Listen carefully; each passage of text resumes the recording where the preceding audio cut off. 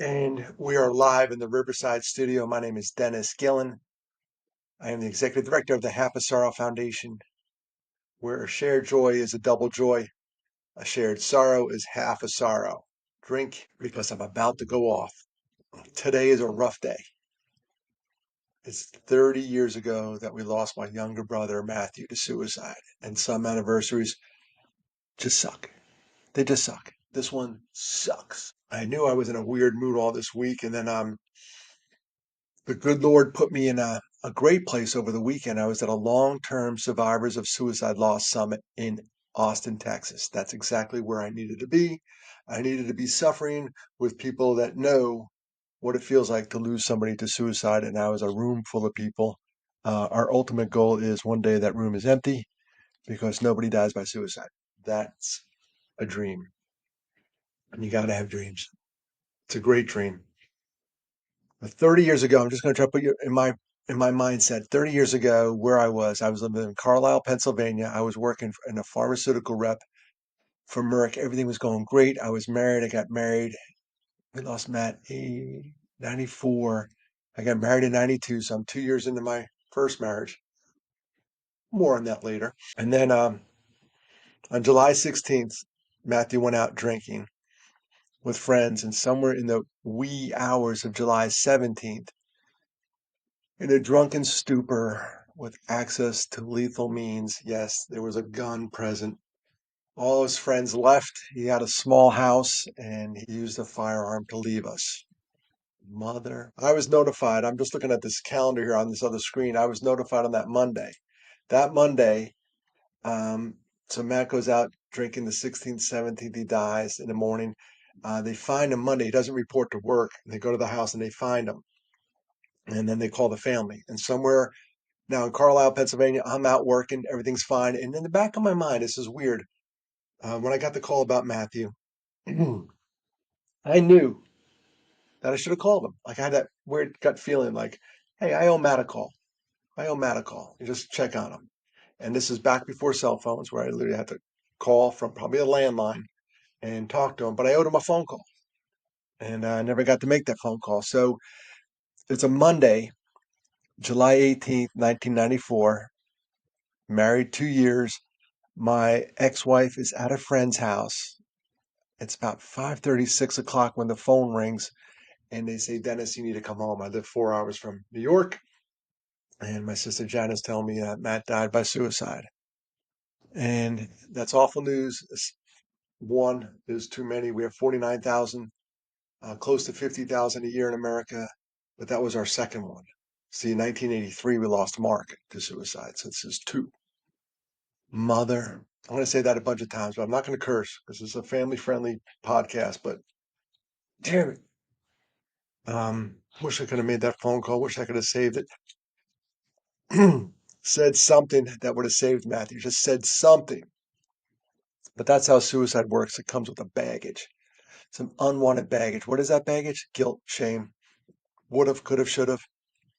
They all jump in your back pocket and you will carry them around for the rest of your life. That's a complicated grief, my friends. That is a seriously complicated grief, a loss of suicide. So I'm trying to think. I get the phone call. My ex-wife comes home, and now this is where I'm going to give grace to my ex-wife. She didn't sign on for this. I already had ADHD by then, and I wasn't right after the loss of Mark. She married me knowing I lost one brother to suicide. She knew Matthew. He was my best man at our wedding. And but she didn't sign on for this, and she had to put up with me going through the loss of another brother. There were five of us in the family. Sheila, born in 1959, me, nope, Sheila, Mark, 62, me, 63, Janice, 65, then Matt was born in 1970. So I was just doing some quick math earlier. That means Matt, when he was born, he might have been an oops baby. Who knows? This 5 year gap.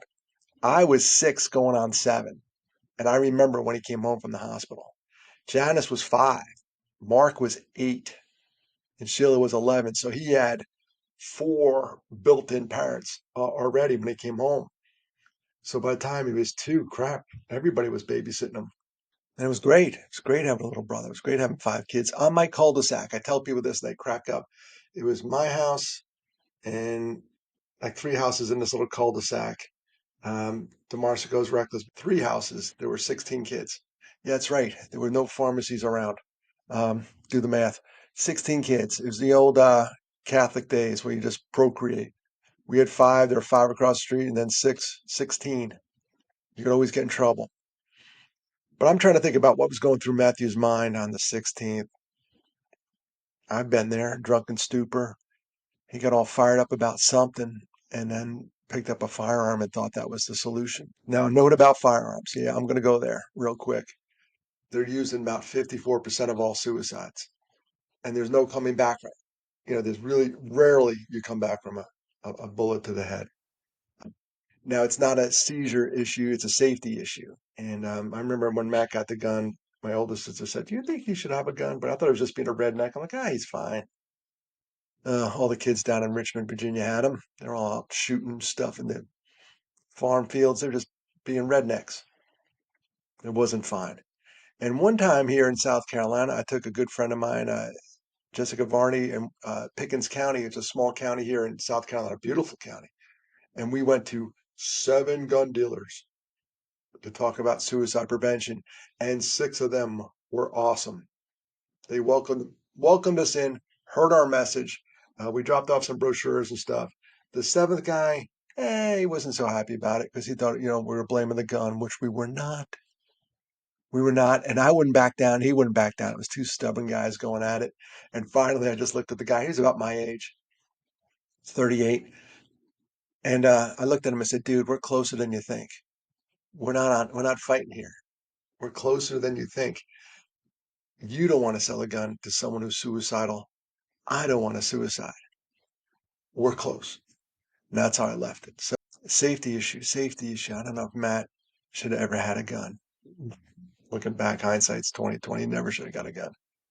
It becomes like a very quick decision. It becomes a flippant decision. Boom, that's it. I'm done. I'm over, and you don't come back from it. It's a forever decision, as they say in the business. So the 17th, he dies. The 18th, I get notified. I was working for Merck in Carlisle, Pennsylvania, and it's about 4 hours to New York. We drive up the next day. I called my boss up. I was like, I was crying so hard. I'm like, I'm going to be away for a while. So we drive up the 19th, which is a Tuesday. Stayed in Valley Cottage the 20th, 21st. We buried Matthew on the 22nd in a traditional Catholic ceremony. I went out and got hammered the 21st. I remember coming back to the house and just drinking hard. And that's not a good coping mechanism. And I say proud, happy. No, I'm just going to report that was the last time I got drunk.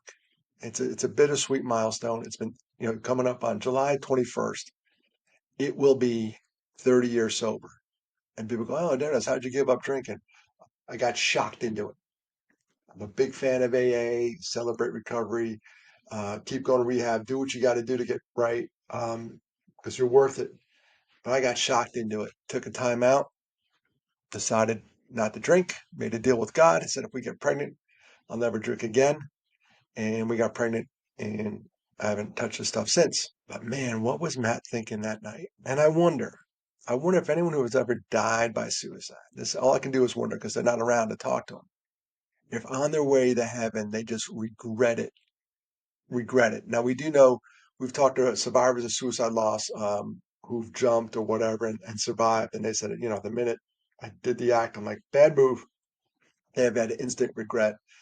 But I recall one time I was at a survivor of suicide loss meeting, and I was sitting there, and this woman was talking about her son, and I had to hand her tissues. I've told this story before, and I just wish I can grab that son and just one day when he was alive and say, one day I'm going to have to hand your mama tissues because she's crying because you left her. One day I'm going to have to do that. And he'd be like, "You're a total stranger? What do you mean? Trust me, I'm from the future. I'm going to have to do that."